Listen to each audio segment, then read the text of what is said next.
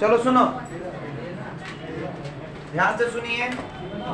आज का जो टॉपिक है उसमें receipt of payment and income expenditure दोनों बनाना है क्वेश्चंस में, ठीक है।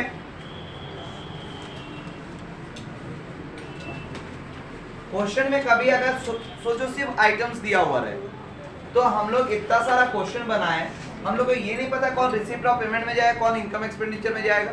लास्ट क्लास एक क्वेश्चन दिए थे जिसमें तुम लोग नहीं सके हो बनाने, जो हम बनवा दिए थे। तो ये है क्या, ये बनाने का ढंग इसको क्या है। तो जो भी आइटम्स रहेगा ध्यान देना, रिसीप्ट ऑफ पेमेंट में इस बात को याद रखना है हम लोगों को कि सिर्फ कैश ट्रांजैक्शन ही जाता है और रिसीप्ट ऑफ पेमेंट अकाउंट इसलिए बनता है जिससे क्लोजिंग बैलेंस ऑफ कैश या बैंक का पता चले। ये तो पता है, तो इसीलिए रिसीप्ट ऑफ पेमेंट बनाते। जब रिसीप्ट ऑफ पेमेंट बन जाता है तो उसको देखकर हम लोग का बनता है income and expenditure account. Clear हुआ मेरा बात। तो इसी तरह का क्वेश्चन स्टार्ट हो रहा है तुम्हारा एग्जांपल नंबर 23 से। एग्जांपल नंबर 23 जल्द से जल्द बुक परचेज कर लें, अच्छा रहेगा।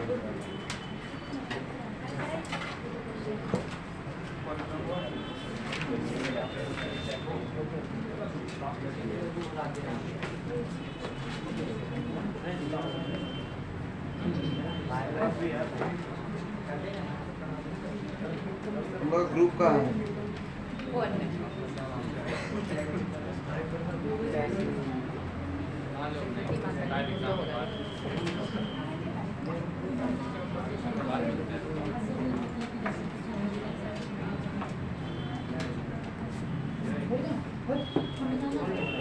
प्लीज शांत रहो। रिसीप्ट ऑफ पेमेंट का फॉर्मेट बनाओ।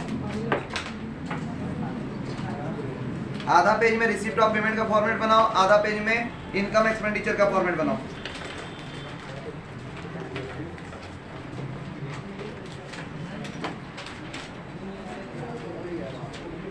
पहले हेडिंग लिखा जाता है, बार बार एक बात को सिखाते हैं, उसको सुनना चाहिए, ठीक है कि नहीं। पहले हेडिंग लिखिए, receipt and payment account for the year ended 31 मार्च 2019।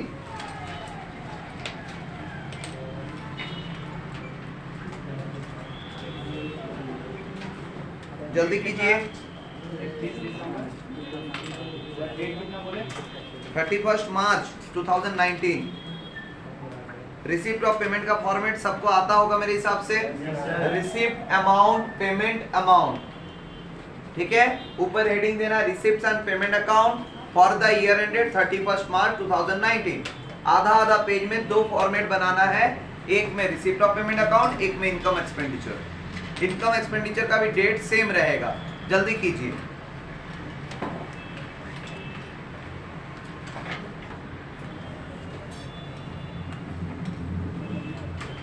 जल्दी बनाइए।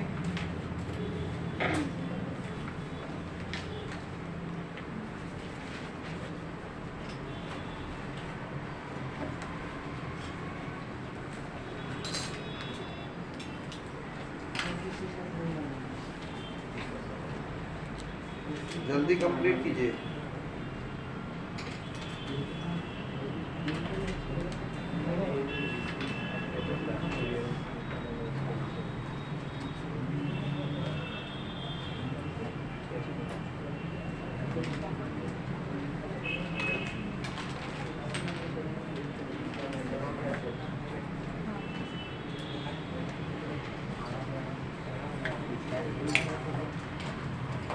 जल्दी बन गया। रिसिप्ट ऑफ पेमेंट बन गया।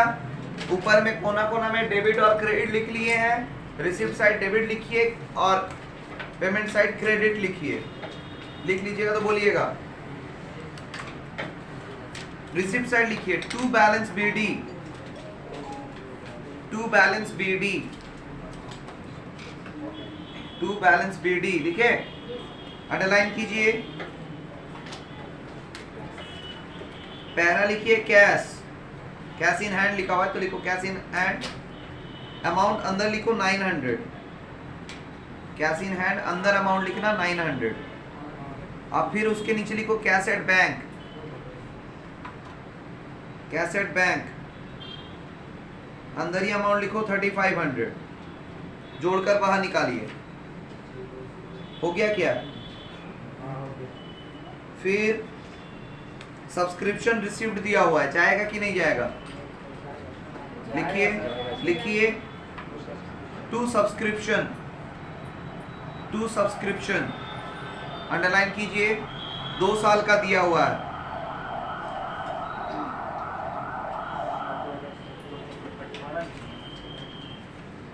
एक मिस्टेक हो गया, सॉरी, इसमें हम देखे नहीं थे, कैश इन हैंड का ओपनिंग और क्लोजिंग दिया हुआ है, तो 3500 नहीं जाएगा, सिर्फ 900 ही जाएगा, तो 3500 काट दीजिए, सॉरी हम देखे नहीं थे। 31/3/2019 लिखा हुआ है तो क्लोजिंग डेट है, ठीक है। 3500 वाला को काट दीजिए, कैश एट बैंक जो लिखे हैं ना उसको काट दीजिए, और 3500 को भी काट दीजिए, बाहर सिर्फ 900 लिखिए, ठीक है। मिस्टेक हुआ, सॉरी इसके लिए, देखे नहीं थे यहाँ पे, डेट हम नहीं देखे थे, सॉरी। लिखो टू सब्सक्रिप्शन, लिखे, अंडरलाइन किए, इसमें 2 साल का दिया हुआ है, तो जितने 3 साल का भी रहता है तो रिसिप्ट ऑफ पेमेंट में ही जाएगा, ठीक है। तो लिखो पहला फॉर 2017-18 बाहर नहीं, अंदर लिखो 1000, फिर 18-19 नीचे लिखो 18-19 9000, जोड़कर बाहर 10,000, हुआ क्या? फिर लिखो to receipts from room hiring, मतलब भाड़ा में दिया हुआ है, किराया पे दिया हुआ है। इस जगह हायरिंग का स्पेलिंग HIRING, हायर करना मतलब भाड़ा पे लेना, ठीक है। To receipts from room hiring लिखे, अमाउंट 500 रुपया बाहर, 500 हुआ। फिर to tennis court receipts, to tennis court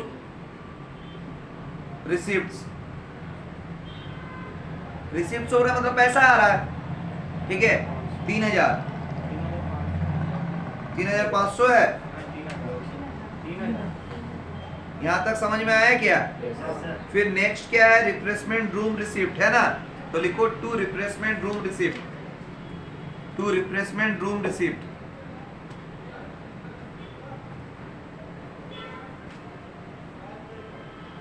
$6,250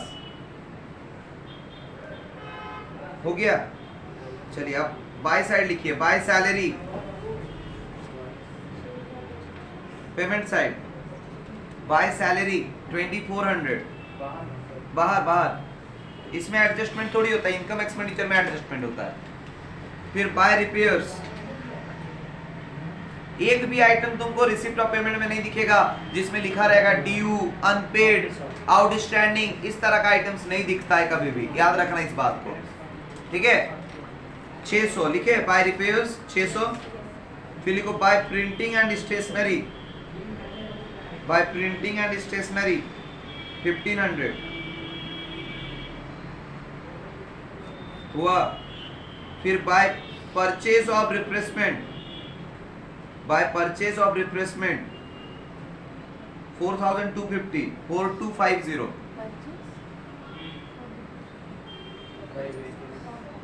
हुआ, 4250 हो गया क्या? फिर bye wages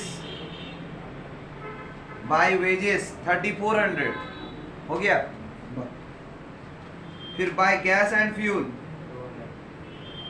bye gas and fuel 2000 हुआ।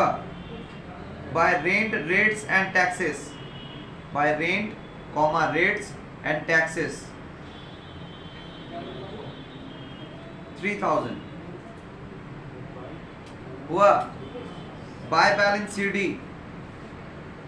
अंडरलाइन करो, नीचे लिखो कैश इन हैंड, दिया हुआ ही है तो फिर इसको क्यों बनाए? सारा चीज तो दिया हुआ था, क्यों बना दिया? क्योंकि एक तो पहले बोला है रिसिप्ट ऑफ पेमेंट अकाउंट बनाने, दूसरा अगर रिसिप्ट ऑफ पेमेंट अकाउंट बना हुआ रहेगा ना तो इनकम एक्सपेंडिचर बनाने में आसानी होता है, ठीक है, इसीलिए बनाया हम लोग, ठीक है। तो लिख दो 3500 बाहर, दोनों तरफ का टोटल होगा, टोटल कर दो 20,650, 20,650, 20,650 दोनों तरफ का टोटल है।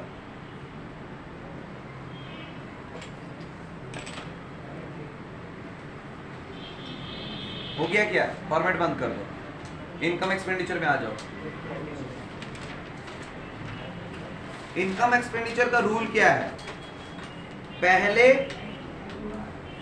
पहले जो एडजस्टमेंट है उसका काम पहले करते हैं हम लोग, फिर उसके बाद हम लोग जो बच जाता है उसको लिखते हैं। समझ में आया बात?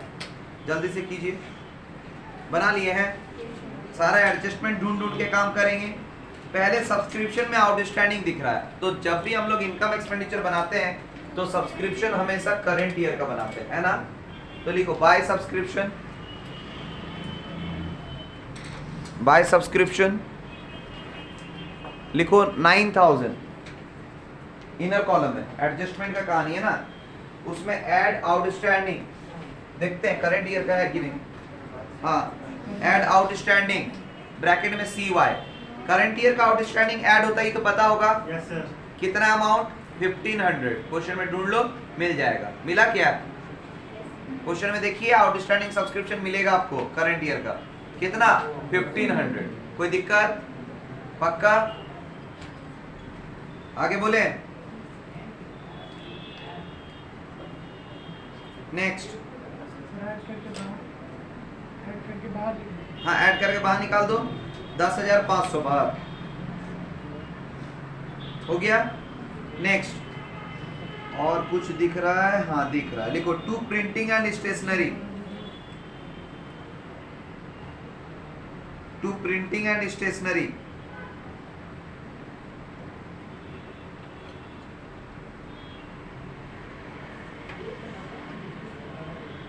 लेस करो, लेस आउटस्टैंडिंग प्रीवियस ईयर। ओ अमाउंट था 1500, अंदर 1500 लिखना, फिर उसके नीचे लिखना लेस आउटस्टैंडिंग ब्रैकेट में प्रीवियस ईयर 300, लेस करके बाहर निकालो 1200।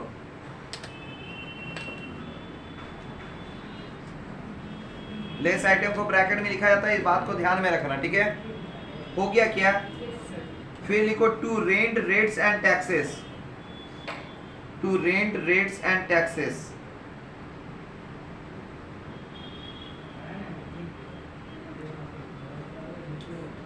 अमाउंट अंदर लिखो 3000।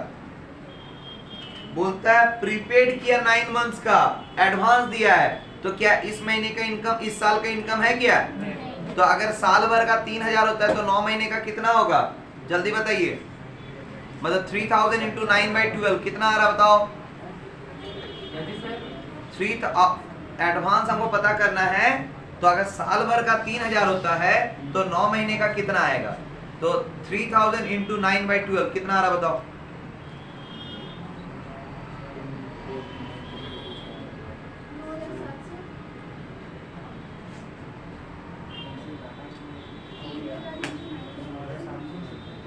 कितना आ रहा है?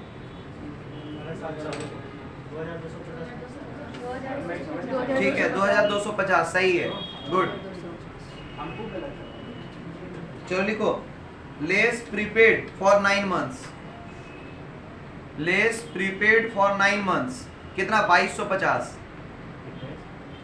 लेस प्रीपेड फॉर 9 मंथ्स, आप ब्रैकेट में लिखो 2250, माइनस करके बाहर 750, लेस करके बाहर 750। हुआ क्या? नेक्स्ट लिखो टू सैलरी। टू सैलरी अंदर लिखना 2400, 2400। उसमें लिखो add outstanding, add outstanding bracket में CY, ऐड करके अंदर ही लिखना 200, ऐड करके 2600 अंदर में ही लिखो। हुआ? उसमें लेस करो, लेस आउटस्टैंडिंग ब्रैकेट में PY previous year 200, plus minus करे बाहर निकालो, कितना होगा? 2400। हुआ? यहां तक कोई दिक्कत नहीं है, क्योंकि ये सब बात हो चुका है हम लोगों का। फिर लिखो to purchase of refreshment. To purchase of refreshment ये क्यों गया? क्योंकि रिफ्रेशमेंट नाम का कोई एसेट्स नहीं होता है, तो इसीलिए ये जा सकता है, ठीक है। तो टू परचेज ऑफ रिप्लेसमेंट एक तरह खर्चा है, अंदर लिखो amount 4250 4250, to purchase of replacement 4250 लिखे, उसमें लिखो एड आउटस्टैंडिंग 1100, ऐड करके बाहर निकालो 1100, ऐड करके बाहर निकालो 5350, हो गया क्या। अब जो आइटम्स बच गया उसको हम लोग ट्रांसफर करते हैं, यही काम ना है हम लोगों का। पहले इनकम साइड भर लेते हैं, लिखो by receipt from room hiring, दिख रहा है तुम्हारा रिसीप्ट ऑफ पेमेंट में, कौन कौन देख लो एक बार। एक रिसीप्ट फ्रॉम रूम हायरिंग जाएगा, एक रिसीप्ट फ्रॉम टेनिस कोर्ट जाएगा, एक रिसीप्ट फ्रॉम रिप्लेसमेंट रूम जाएगा, तीनों को लिख दो, जो अमाउंट है वो बाय साइड, जो रिसिप्ट साइड लिखे हो तीनों आइटम्स जाएगा इनकम में। हमको थोड़ा सा दिक्कत हो रहा है ना, ये सब नतीजा है नहीं आने का, हमको ब्लेम भी नहीं कर पाएगा, समझे।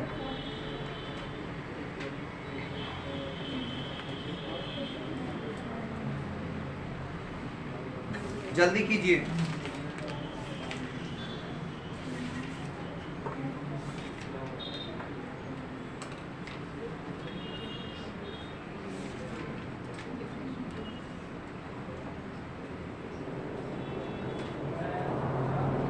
जल्दी कीजिए।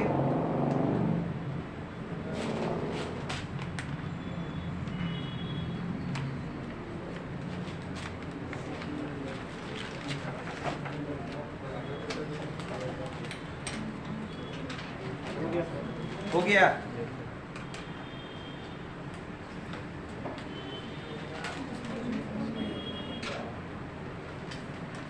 तीनों का अमाउंट लिख लिया ना। अब लिखो टू साइड, देखो एक बार मिला लो क्या क्या छूट गया है, वही सब देखकर छाप देना। एक बार बोले, देखो वेजेस पहले रिपेयर छूटा हुआ होगा तो 2 रिपेयर्स हो जाएगा, फिर वेजेस छूटा होगा 2 वेजेस होगा, गैस एंड फ्यूल छूटा होगा 2 गैस एंड फ्यूल्स होगा, और कुछ नहीं, बस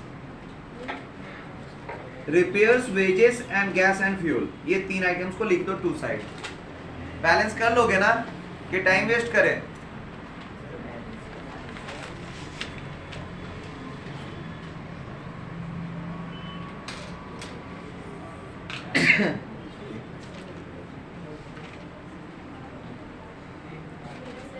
हुआ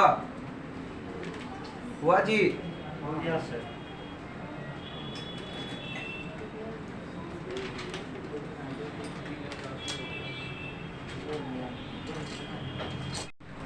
नेक्स्ट टॉपिक का नाम लिखो prepare opening balance sheet. Heading दीजिए, नया टॉपिक है prepare opening balance sheet.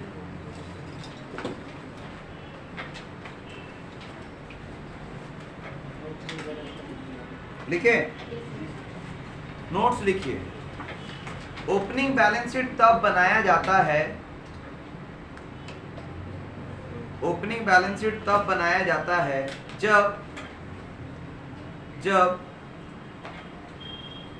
Question में कैपिटल फंड नहीं दिया हुआ हो,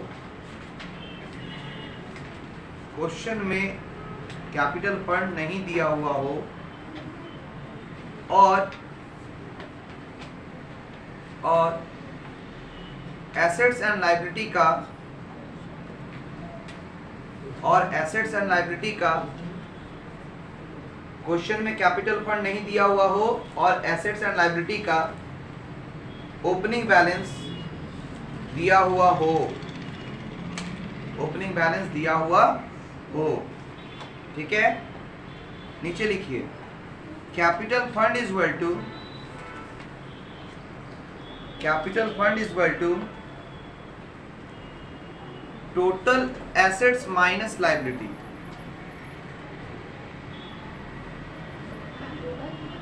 टोटल एसेट्स माइनस लायबिलिटी,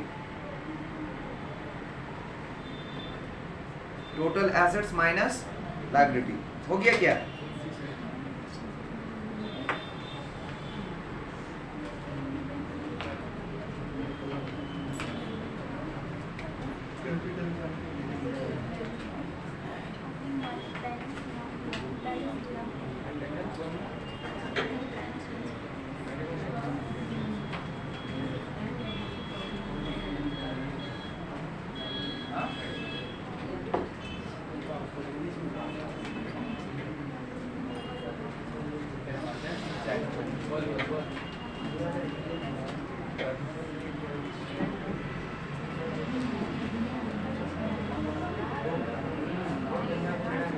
चलिए शांत रहिए, शांत रहिए, ध्यान दीजिए।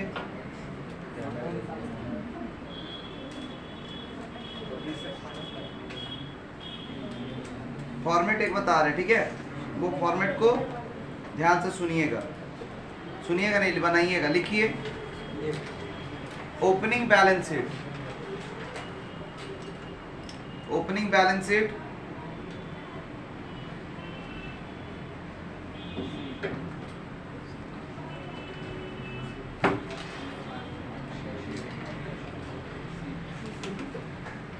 एज ऑन 1/4/2000 जो भी रहेगा वो, ठीक है।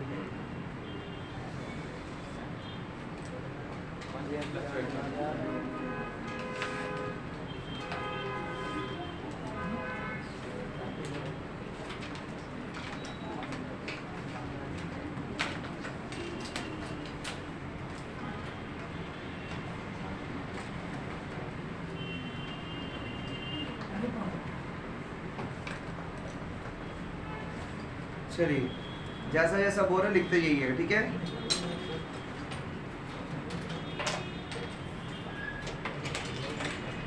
अगर 1/4/2000 कुछ भी रहे, अगर 1 तारीख का हिसाब दिया रहे तभी वाला बैलेंस शीट बनेगा। अगर 31 वाला है तो ये वाला नहीं बनेगा, याद रहेगा बात? ठीक है। ये बात अगर फिर से भूल जाओ तो ये वीडियो देख लेना जब अपलोड करेंगे तो, ठीक है। लिखो एसेट साइड, लिखो कैश इन हैंड इधर साइड,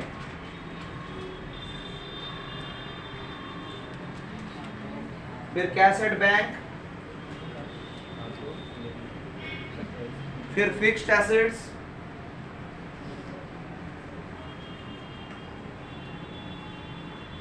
फिर इन्वेस्टमेंट, ठीक है। आउटस्टैंडिंग सब्सक्रिप्शन,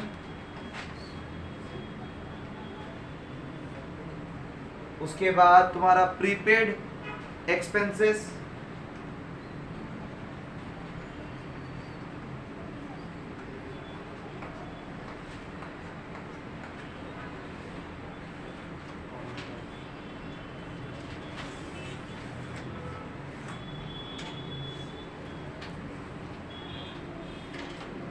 और लायबिलिटी साइड में लिखो बैंक ओवरड्राफ्ट,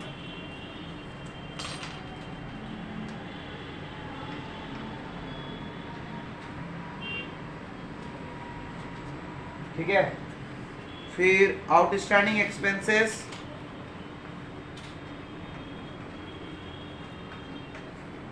एडवांस सब्सक्रिप्शन, उसके बाद capital fund, capital fund bracket में बैलेंसिंग फिगर। मतलब सारे एसेट्स को, सारे लायबिलिटी को लिख लेना, हमेशा लायबिलिटी साइड देखना, बैलेंसिंग आएगा, उसी को हम लोग कहते हैं कैपिटल फंड। इसीलिए इसका फॉर्मूला है total assets minus liability is equal to capital fund, याद रहेगा? हाँ, हमेशा ज्यादा एसेट साइड ही आएगा इसमें, ठीक है। कोई दिक्कत नहीं सर? एक क्वेश्चन बना के देखते हैं तब समझ में आएगा, ठीक है। Example number 25A, example number 25A। ऐसे ही एक फॉर्मेट बनाओ, क्वेश्चन भेज रहे हैं।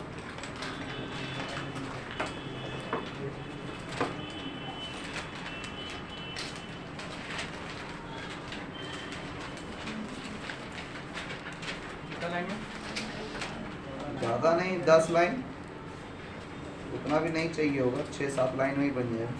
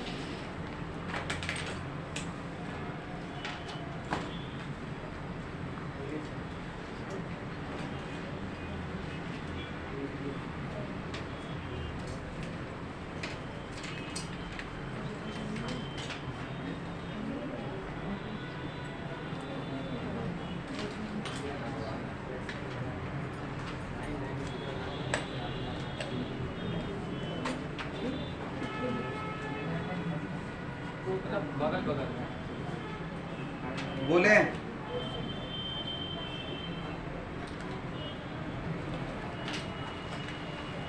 देखो क्वेश्चन तुम्हारे पास है और 1 तारीख का हिसाब दिया हुआ है, एसेट्स भी ऊपर हेडिंग दिया है और लायबिलिटी भी हेडिंग दे दिया है, तो हमको कुछ बताने की जरूरत है? एसेट साइड एसेट्स को लिख लो, लायबिलिटी साइड लायबिलिटी को लिखो, बैलेंसिंग कर दो, आ जाएगा कैपिटल फंड। चलो लिखवा दे रहे हैं। एसेट साइड लिखो, लैंड एंड बिल्डिंग 2 लाख लिखो, लैंड एंड बिल्डिंग 2 लाख लिखे, फर्नीचर 25,000 हुआ, कैश इन हैंड 15,000 हुआ। उसके बाद सब्सक्रिप्शन आउटस्टैंडिंग 30,000, लायबिलिटी साइड लिखो, बैंक ओवरड्राफ्ट 20,000